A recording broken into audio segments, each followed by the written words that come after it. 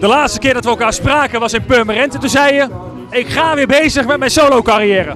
Ja, dat is inderdaad waar. En ik heb nieuws voor je. Daar ben ik mee bezig. Maar ja, zoals je weet, we hebben een geluidsopnamestudio. We schrijven af en toe nog eens liedjes en we produceren nog eens liedjes.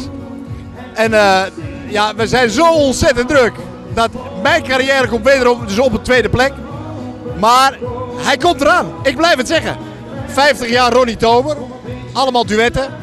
En toen Ronnie vroeg aan mij van, wil jij met mij ook een duet zingen? Nou ja, ik vind dat een eer. De man zit 50 jaar in het vak. Fantastische carrière. Ik zei ja, natuurlijk met plezier. Dus wij hebben een liedje geschreven. Samen gezongen.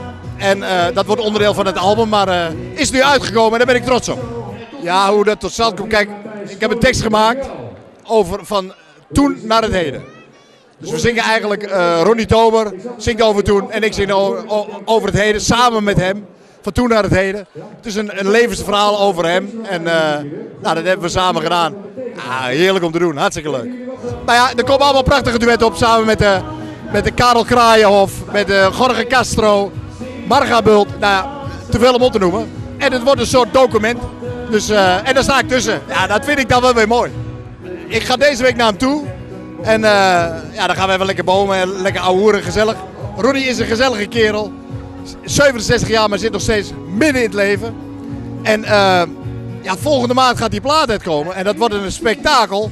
Ali B gaat hem uitreiken, dus dat wordt natuurlijk weer feest. Ja, ik vind het mooi zo'n carrière. Prachtig om daar een onderdeeltje van te mogen zijn.